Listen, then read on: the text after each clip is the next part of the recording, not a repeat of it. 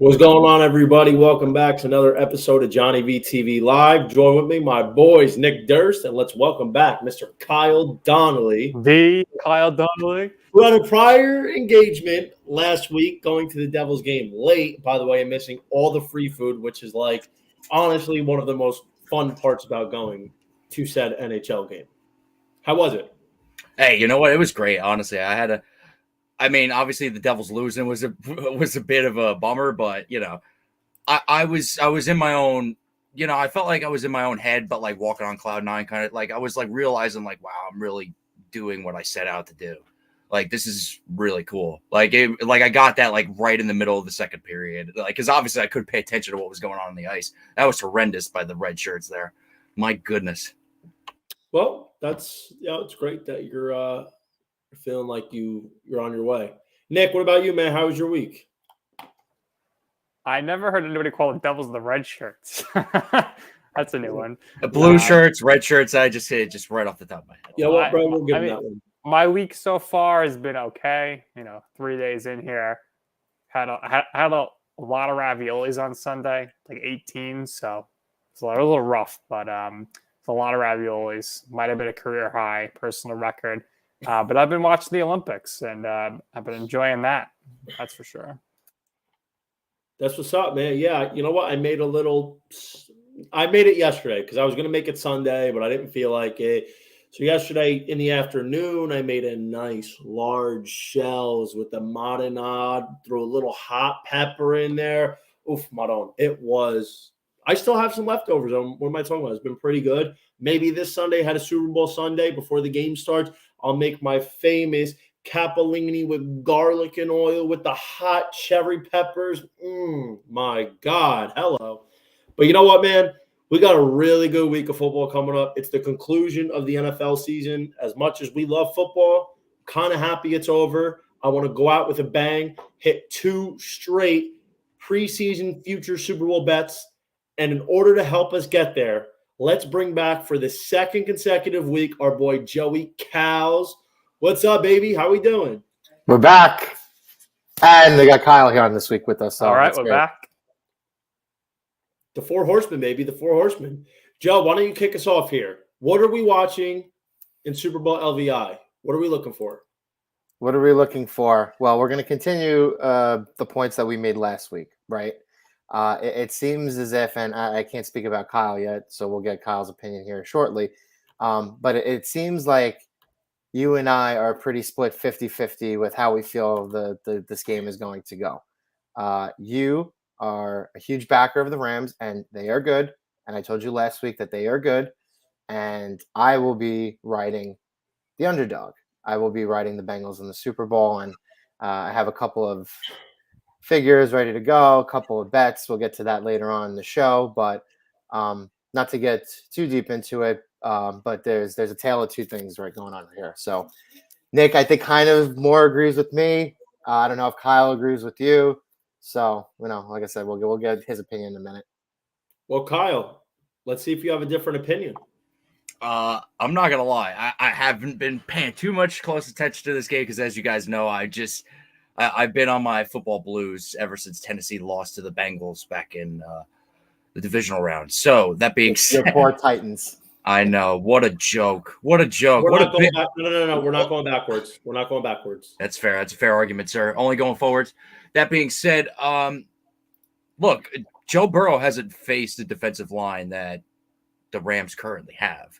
And that being said, I think this is just going to be a mauling up front, and the LA Rams are just going to have a field day because the battle is won in the trenches, gentlemen. It always has and always will be. And listen, the Bengals just don't match up right now because they're banged up on the offensive line, which was not even really that great of an offensive line anyway to start.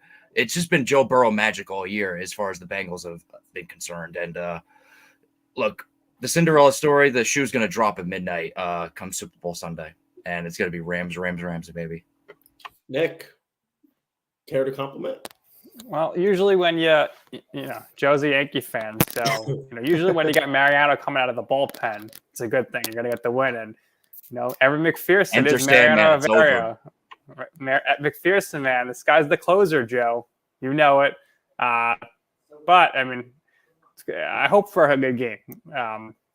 Sometimes these things don't live up to expectations. I don't want to see a Panthers Bronco-esque type of Super Bowl, which sucked. I hope it's close. Excited to see Odell Beckham Jr. play. I hope Johnny did his investigation when I said I want to bet Odell Beckham Jr. to throw a pass. We'll see, or anytime touchdown is a pass. But Odell Beckham Jr. is only at 65 yards. Got to hit the over on that big time because he's been over 65 all playoffs. Okay, well, here's what I have to say. In terms of what I'm watching, of course, it's, Kyle mentioned it, it's the trenches. The Rams on paper and all season are far superior on both sides of the ball in the trenches. But I think the thing that we need to look for is how the Rams linebacking core is going to fare against not only Joe Mixon, but guys like Tyler Boyd and T. Higgins that line up in the slot. While Tyler Boyd is primary slot receiver for the Bengals, T. Higgins still has gotten 324 snaps this season from the slot, which is a solid amount. And what I think is whether Jalen Ramsey locks up with Jamar Chase all afternoon or not, there's still going to be, I think, some mismatches where T. Higgins can take advantage. Johnny, you're leading me into my first prop bet that I'm going to give for you. I'm sorry. Great. I'm sorry. Was it your turn to talk, or was I still finishing my thought? I'm going to go with the latter. So doesn't matter if chemistry's being built, Joe. He just wants to crush it and make his point. Right. Yes. So I think where T. Higgins is, he could be the X factor in this offense. Joe Burrow is going to have to get rid of the ball quick. And I think Higgins, Tyler Boyd over the middle, up the seam, kind of these three-step drops is where they can actually put the Rams defense on their heels. Also, just a quick thought, Zach Taylor needs to get rid of this pledge that he has instituted to nonstop first down runs, forcing Burrow to have to pick up these third and mediums, third and longs every time. At some point, it's going to catch up to you. Joe, now you can speak. Thank you. Much appreciated. I totally agree with your T. Higgins point. And according to, well, we won't quote one specific sports book, but my first prop bet that I'm going to give you is T. Higgins over 5.5 receptions. I see it at plus 106. I'm going to lock that in right now because I think you're right. I think Jalen Ramsey is going to shadow Jamar Chase. I don't think he's going to entirely take him out of the game because, as we saw last week in Kansas City, they did it for about 2.5 to 3 quarters, and then Chase and Burrow connected on that touchdown towards the end of the game, which helped the Bengals ultimately tie the game and win it. So I think he's going to be a disastrous mismatch for the Bengals. For the Rams defense in the middle of the field. I think he had a great game last week. I think he's going to have a great game this week. And I think he ultimately is going to be, I think, the more important Bengals receiver of the two on Sunday. That's a fair point. Nick, what do you feel about that? Well, I mean, I was right. Maybe not say on the podcast, but the key here is going to be how bad is Eli Apple going to play?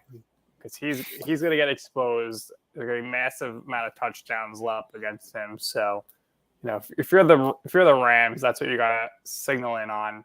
Eli Apple, how do you make the apple fall far from the tree and just destroy him because he stinks. Like an apple a day keeps the doctor away, but not on Sundays because when Eli Apple plays, you get no touchdowns. The guy's horrible. But I also want to give a shout out real quick to Joey Calz. He was in Tampa with you. We took these amazing photos, and apparently he's a thirst trap model now on Instagram.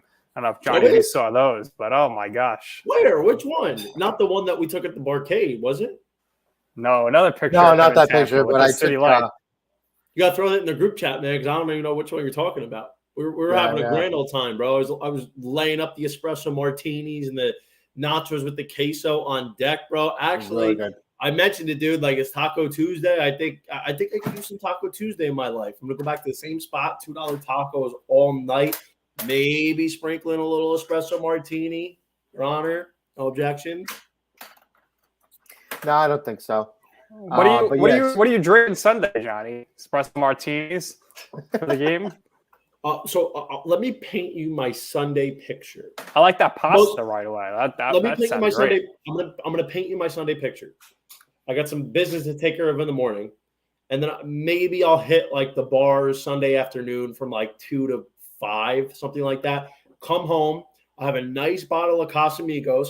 I'm gonna shut off all my lights, turn off my phone, my computer, everything, lock my door, and I'm going to be watching the Super Bowl by myself for 4 hours, yelling at the TV, typical, watching my futures bet cash, maybe a couple other prop bets I have, all the while possibly eating my garlic and oil over capellini. That's what I'm feeling on Sunday. What do you think about that, Kyle? How do you like that? I don't know about all the food portion of it, but I'll tell you what I do like. That's the best part, the food portion. Well, I mean, I'm not going to be eating what Johnny's eating. I'm probably going to be having wings. You know what I mean? You know, okay, that's fair. Yeah, some other typical like. You know, Johnny's Italian, so he yeah. You know what I mean? I like to keep it simple, Nick. You know what I mean? I like to keep wings and just that's it. Wings, beer. You know, that's a good time. A good time. Daddy might order some B-dubs. You never know, man. I might throw myself a curveball and order a 20-piece from Buffalo Wild Wings. Hello. Not a bad idea. Not a bad idea. You should do that. But I do love Cooper Bet over at 104.5 yards. I do love that. I think he is going English because you just like crossed 3 things. What I gathered is you like Cooper Kupp over 105.5 yards because you just you crossed a couple wires there. I don't really know what happened. I'm just saying I like his over total yards, which is at 104.5 yards. That's all I was saying. 105.5, by the way. I got it at 104.5 in front of me. Where did you get it at 104.5? I got it on FanDuel right in front of me. Right. That's a FanDuel. It's the one I use. I use FanDuel. Okay. Live with it. Come on, Kyle. You got to use Caesar. Okay, let's get the Cooper Kupp. Let's get the Cooper Kupp. That's my point. You're right. He's going to have a big game in the Super Bowl. This is a guy coming from Eastern Washington. A Division II school? Division III? What? D1, 1AA, Nick? D1 D1AA school. Okay, not just the big D1, time. regular D1. And he goes and he's having the year that he's having this year. Robert Woods goes out, big loss for that offense. We wondered how that was going to affect them.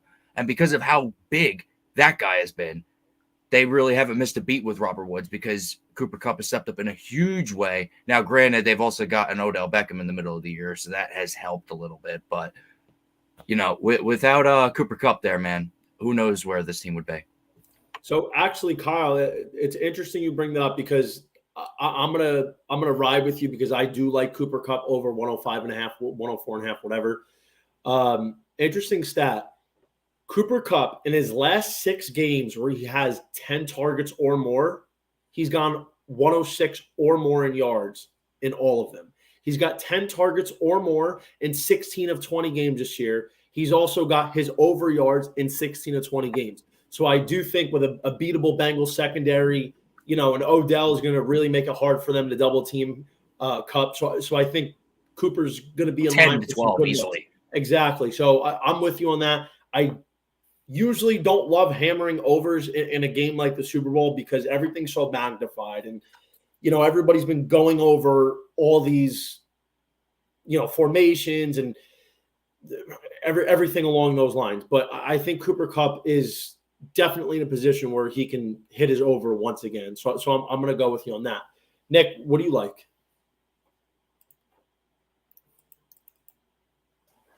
Yeah, I definitely like Bengals. I said this last week. Bengals first field goal. I want Bengals over 1.5 field goals. I like Odell Beckham Jr. over 65 yards. It's a really low number. And I think starting to really like an Odell anytime touchdown. I think he's going to be heavily involved. That's not necessarily he's going to catch one. I think he's going to potentially pass for one or run one in. I think that's what I'm like. That's fair. Does the quick question? Does the anytime touchdown bet count if he passes it? That's a good question. That's a good question, bro. So you know what? That's on me. I said I was going to look it up. I completely forgot after we mentioned it last week. I don't know. I actually don't know. I might lean that it doesn't count only because I feel like anytime touchdown scores have to cross the goal line. It does because it doesn't count for a quarterback on FanDuel. Yeah. He has to run the ball in. So I'd Or catch a pass. probably lean with no, but that's a really good question because we think it were should wondering count. the same thing last week. No, Nick, I like that look. The anytime touchdown, that was one of my write-ups for NBC Sports last week in terms of like early prop bets to look at. Some of the other ones I think are worth a shot. I like Cooper Kupp MVP. Honestly, I like to parlay his over yards with his MVP at plus 450 because chances are for him to win the MVP, he's going to have to go over those yards. So I'm thinking something along the lines of like 8 catches for $120 and a tutty. If Stafford's numbers are like 250 for one score and that's it, like we know Kupp's been getting more credit than Stafford has, which is asinine to me. But then also, he's pretty long. Like I like Aaron Donald sprinkle at plus 1,600. If he gets realistically, it could happen. If he gets 2 sacks, a forced fumble, a couple tackles for loss, a deflected pass, which we've seen, and also who's even a bigger long shot who has the chance to be the only defense player to win it twice in one career, Von Miller at plus 3,300. I really love Money McPherson over 1.5 field goals at plus 105. That's plus money. And I really would take a shot on him at over 2.5 field goals at plus 350 because when you look at it, bro, aside from McPherson being 12 of 12 this postseason, 4 for 4 in each game, the Bengals offense has been starting out very slow and they've been very red zone inefficient. So it's not unrealistic to think in the first half McPherson gets 2 field goals. Boom, that's already over 1.5. Then he needs 1 more for the game. I think what's going to end up happening, I think LA gets out to, I would say, a 17-3, 17-6 first half lead. And then as the Bengals do, they've been one of, if not the best team in the third quarter this year. I think they make a little comeback, make it interesting. Ultimately, I like LA to win by 3. I'll say either 24-21 or 27-24. I think Bengals cover, Rams win. Well, the question about I got to ask about Cooper Kupp. I mean, we never had an LA team win the Super Bowl in a long time. So, does he go to Disneyland or Disney World? Does he just stay on the West Coast, or does he have to fly across to go to Florida? Oh, that's a good question. You know what, man? I talked to Cooper actually earlier this week, and he told me he's going to come visit me, and he's going to come down to Florida. He's going to go to Disney World in Orlando. I'm going to drive over, go meet him. We're going to go hit the Magic Kingdom. That's outrageously priced. You could go buy a small villa in Italy for the amount of money it would cost a family of 4 to go there for a week. But yeah, I think that would be the right side. Disney World for sure. Joe, take me through here. What do you think in terms of the matchup more specifically? I know you talked about like T. Higgins props, but how are you feeling in terms of the X's and O's for this one?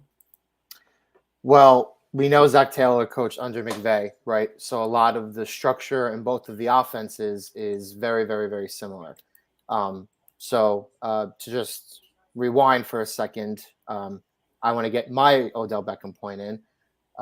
So at the top, I said T. Higgins. I'm taking over 5.5 catches plus 106. Beckham's value for basically accomplishing the same thing.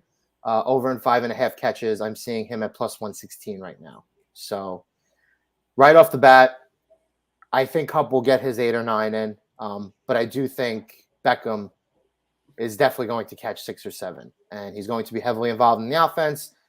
Could see him getting one end around. Could see him getting a flea flicker or setting himself up for a pass. So, you know, as Nick alluded to, that's a very big possibility too. But when it comes to Higgins, I just think his size is something that Burrow likes to utilize. And we've watched all these playoff games so far. Jalen Ramsey has been one of the best players that I've seen in the entire postseason, right? So I think teams started figuring out Jamar Chase a little bit. And what I like about the Bengals is I think there's going to be some adaptability there. So early in the game last week, they could not find, like, Burrow and Chase could not connect on anything, right? And you started seeing a lot of the passing offense getting filtered down, especially to the running backs, right? So if you're looking for running back props, I would be looking for specifically at receiving props, and I'd be looking at Joe Mixon and Samaje Perine and their receiving props, right? So I don't have anything off, in front of me right now, but I would imagine that there's relatively good value there. And I'm also going to give you something else regarding the Bengals. From what I've seen, right, and now I do my research, and you may not be able to find this so regularly, right? And I'll put that in the little quotes there. In their 3 playoff games, the Cincinnati Bengals have scored in every single quarter. You can go back and look that up. For Super Bowl Sunday, they are plus 375 to score in every quarter, and I like that. You know what? That's a hidden value. You are a hidden gem, Mr. Calabrese. Kyle, what do you like in terms of the X's and O's for this matchup? To further Joey's point, I had it right here in front of me. Just give me 1 second. I had Samaje Perine was at 10 yards over, and then it was I believe Joe Mixon was at here it is, 24 and a half. So I really like both of those. Like you said, I like a lot of check down work to be done because it's going to be hard for Joe Burrow to pass over the top on this Rams defense, especially with Jalen Ramsey locking down his old buddy Jamar Chase. So I would say, yeah, definitely bank on what Joey said here is that I don't know so much about Samaje Perine, but definitely give Joe Mixon a look on that receiving over. How about you, Nick? So, I mean, all this game is going to come down to, how tough is Joe Burrow going to be? And we know it's pretty tough because I expect him to be taking a beating back there. He's going to be knocked down quite a bit. There's going to be immense pressure on him. So it's just going to be about his inner fight. And we know he's, Joe Cool, whatever you want to call him. So, when it comes to a Super Bowl, you really can't undervalue leadership and leading by example. Usually talent is the reason why you win. But sometimes, you just get these guys who the team really believes in and, it clicks. Like nobody thought the Eagles were going to win with Nick Foles, but, they all thought he was this great leader. So, everything, on paper here would kind of make you say, the Rams should win this one. But it just seems like right now the Bengals have some sort of an it factor. Zach Taylor looking to become the second ever head coach to go 4-0 to start his playoff career. Last one was Doug Peterson, the Jaguars head coach. And, we can give Johnny's favorite stat here, which is of second-year quarterbacks in the NFL, 3 of the 4 have won the Super Bowl. And Johnny gave you his list now. The only one who hasn't won was Colin Kaepernick. Yeah, Tom Brady, Russell Wilson, Big Ben, all won it. Burrow could join that list. Do you think Joe Burrow is closer to the first 3, or do you think he's closer to Kaepernick? Right now, I think Closer to the first 3. Right. In terms of talent and play, like where he's gonna be, I think he's definitely closer in terms of 3. I think he's very Big Ben-like. I think this guy's going to just be like a warrior, take beatings all year. He's never going to lead the league in touchdowns or anything, but just going to be a great leader and get his team victory. Yeah, for sure. So, Nick, let me keep it right here. Give me your prediction. Who wins? What's the spread? Who covers? Yeah. So, I mean, I don't see how you don't take the Bengals with the spread here. I think most people got this as a 4 or 3-point game. Wasn't this 4 last week or 3.5? And now it jumped up to 4.5. It's been floating between 4. It was 3.5 last week to start, I think. So 4.5 is a great number. I think to bet the Bengals. I'm gonna go with the under in this one because I feel like the Bengals just they don't let these great offenses hit the over.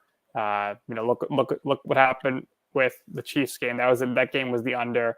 All the Bengals games this postseason have been unders, and I think that's going to be the case here, but especially because the Bengals settle for a lot of field goals. So put that into play there right at the top.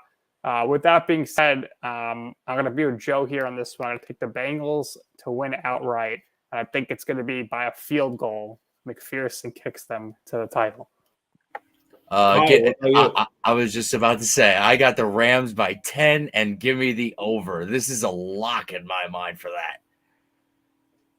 Joe? A total lock in my mind for that. What did I say at the beginning? The battle is someone sounds bitter about the Titans. What happened? No. I couldn't care less. But what happened, to the Kansas City Chiefs last year when they played Tampa Bay in the Super Bowl? They didn't have an offensive line. They got beat up all day in the trenches, and Pat Mahomes took an absolute butt kicking.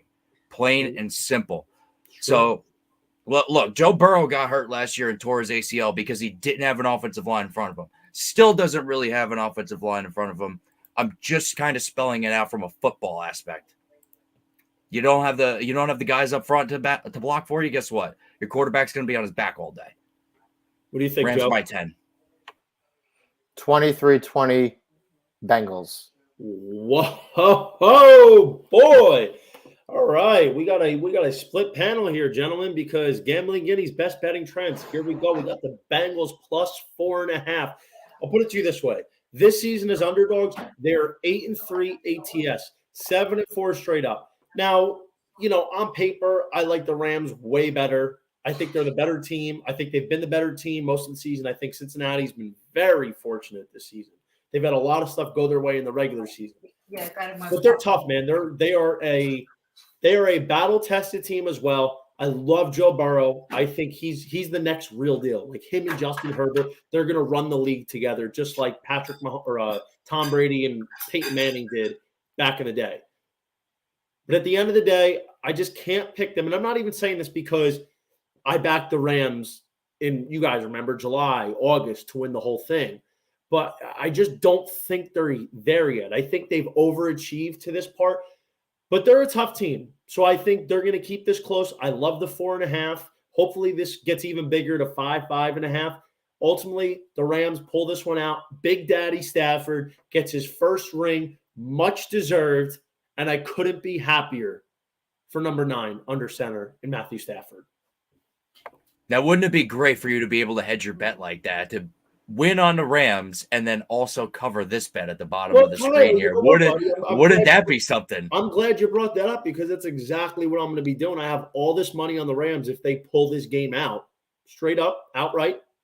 So I'm going to throw a couple of Fazuls on the Bengals plus 4.5. So I might be able to middle it. If the Rams win by 3, as I think they do, then I'm going to buy a nice bottle of Dom Perignon. I'm going to Burns Steakhouse, getting a big 36-ounce porterhouse. Boom, baby. Boom. And you got the over? I don't care about the over-under, dude. I can't be concerned with Kyle's got the over in a blowout, which is shocking. A 10 points ain't exactly a blowout, but it could be a backdoor cover. I have a feeling this game's going to be somewhere between, I think this game's going to end somewhere between 45 and 50 points. It just depends if the Bengals, instead of taking the field goal, they score that touchdown. You know what I mean? I think it's going to be between 45 and 50 points. So, I don't have a definitive read on that. I don't really love it. I would probably guess that both teams start out a little slow. First quarter, I think maybe it'll be 3-0, something along those lines, possibly 6-3 or 3-3. Second quarter, I expect the Rams to open it up just a bit. And I think it might be like a 17-3, 17-6 first half in favor of the Los Angeles Rams. So I got to disagree with you a little bit there. I like the scoring to open up early. Quite frankly. Yeah? Why? I like it to be a 10-3 first quarter. Quite frankly. Okay. I like 10-3 Rams first quarter. Well, aside that's difficult because let's remember what we're dealing with. We're dealing with two offenses that love to run the ball. They love to run the ball. Look at what the Bengals and the Rams both have done. Both of their running backs have in the 20s plus in carries, like they're just nonstop on the ground. And at least from Cincinnati's perspective, they've been a little slow to put points on the board other than a couple of field goals, right? And the big thing, let's not forget, dude, in terms of when it comes to the Super Bowl, teams are nervous, bro. Most of these guys have never played in a game of this magnitude. So they just come out a little bit tighter, a little bit slower, and then they need to just kind of feel it in order for the scoring to open up. And that's why I only had 10-3 at the first quarter. And then you get the nerves out of the way, and the second quarter starts. I think you really start to open up the score in there. Yeah, but that you're basically counting on. Then you could get to 24-13 at that point, 24-16. Yeah, but you're counting on 3 possessions to be scored in the first quarter. That's hard to do in any quarter. But especially, you might be right. You might be right, but you need 3 different drives to end in points. that's difficult in the quarter, especially like I said, if Joe Mixon and if the Bengals are running the ball, 5 to 7, if they have a good drive going 5 to 7 times on the first drive, if the Rams come out, run 3-4 times, like, dude, that's going to kill some clock, man. I'm not saying you're wrong.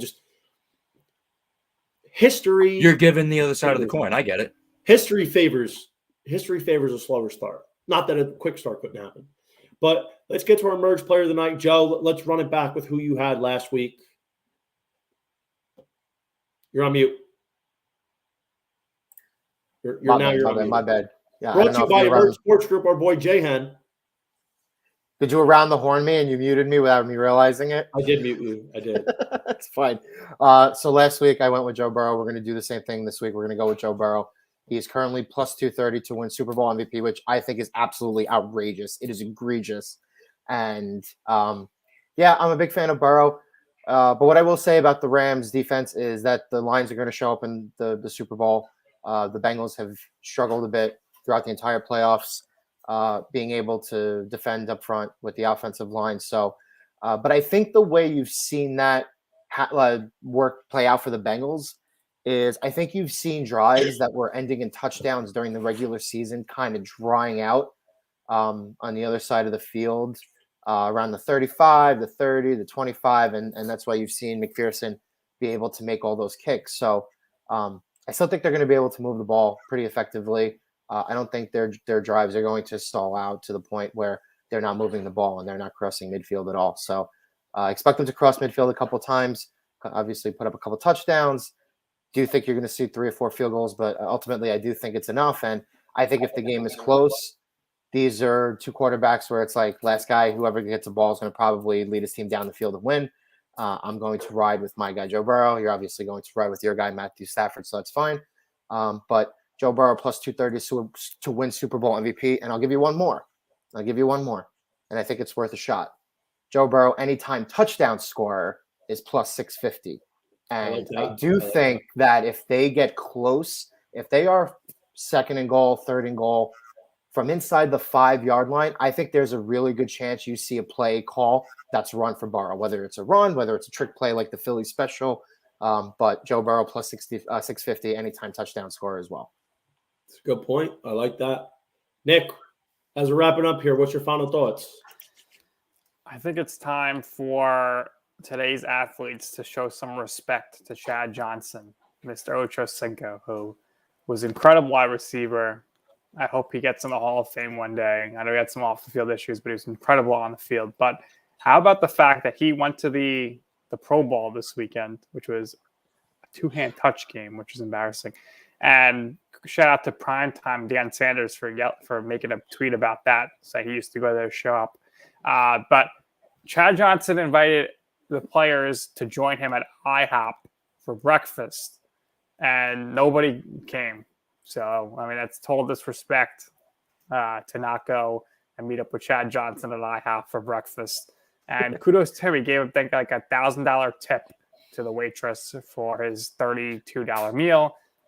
So I hope the Bengals kind of incorporate him somehow with the Super Bowl, because he meant a lot to the franchise, and I hope nobody forgets it. Certainly did. I wrote it up. I'm writing it up, my article for this week. Gave a nod to them. There was few things growing up that I loved more than Carson Palmer to Chad Johnson. They donned number 9 and number 85. Now we got a new number 9, number 85 with Joe Burrow, T. Higgins. So it's just like the next generation, man. Chad Johnson was something else, dude. He really, really was. Kyle, what about you, buddy? Well, as the Olympics are going on right now, the Winter Olympics right now in Beijing, China, I'd like to give a shout out to the women's hockey team. They have been absolutely killing it lately. That being said, the highly anticipated matchup with them against Canada, which will most likely happen. I mean, they're in the same pool, but it'll most likely happen in the medal round and in the gold medal game. That should be one to watch. I mean, honestly, some really good hockey there by the ladies. Some really good stuff. I forget exactly what game it was on Saturday that I was watching, but they absolutely just took it to, it was Finland. They absolutely were just taking it to Finland at one point, and same with Russia too. They just turned it on at the third period. So really great, just base fundamental hockey, something you really don't see when you go to the Prudential Center. Let me tell you, oh boy, they're falling all over themselves over there. What about you, Joey? Well, I'm going to be again in Arizona this weekend, so we'll be with my buddies. We'll have a really, really great time. First time I'm visiting out there. We're going to Scottsdale. Probably not going to be able to get to the Grand Canyon, so I won't be able to have my Johnny Chase, entourage victory moment, and my I'm right hoodie. But yeah, well, my friends and I will have a great time. I'm sure Johnny and you and I will stay in touch throughout the whole week and into the weekend. You want to reach out to me, you want to shoot the shit, you want to just talk about stuff in general, or you got a bet that you think I would like, or you got something to say to me, feel free to reach out. But Nick and I always really enjoy coming on doing this, and this is the first time we're doing the Super Bowl, so I was extra pumped to do this. Absolutely, man. I always love having you on, brother. It was great meeting you. Kyle wasn't here last week, but Kyle, real quick, like me and him met up last week in Tampa. Was it last week or the week before, bro? I don't know. I'm losing track of my days. I saw it on Insta. The last 2 weeks ago. Joe's the only one who has met all four of us now. He's met everybody here. Yeah. We had a good time, boys. We had a real good time. I guess for my final thoughts, I don't know. I have to say it, man. Like I'm starting to get just a little bit worried about the MLB. Listen, I don't anticipate it starting on time at all. But a few weeks into it would be okay. Late April, I'm okay with. Honestly, I don't hate a shorter season in terms of viewing, but Jesus, let's get this thing going. Manfred just needs to stop. And honestly, Max Scherzer was like, listen, the MLBPA needs to approve this. They need to just sit down. Somebody's got a cave. I think it's going to get done, but I'm getting a little bit worried. They know there's just way too much money at stake to be lost, but I just don't like the uncertainty because I feel like this MLB season is going to be very special. And of course, I would love to run it back and make amends for the Mets blowing my futures bet last season. Rob Manfred making a run at the worst GM in sports and taking over Gary Bettman's spot. That's pretty tough. He's going to be a GM. Yeah. Unseat Goodell, man. Goodell's a hard guy to unseat, but he's giving him a You know what? Goodell is awful. I give you that. But you know what? In spite of him, the NFL is still making money hand over fist. So he's gotten out of the way. Some people could be stupid enough and just get in the way. He's gotten out of the way, and he's let the NFL make money for itself. Obviously, Adam Silver is the best one, but look, Gary Bettman and Rob Manfred are going 1 and 2 right here for the worst two commissioners in sports right now. It's bad, man. But that's all the time we have. We really appreciate you joining us on our Super Bowl coverage. We'll talk to you next week. Be sure to follow us. I'm at _JohnnyVTV. He's at Nick _Durst, and Joe is at JCalabrese1. Tune in next week. Ciao.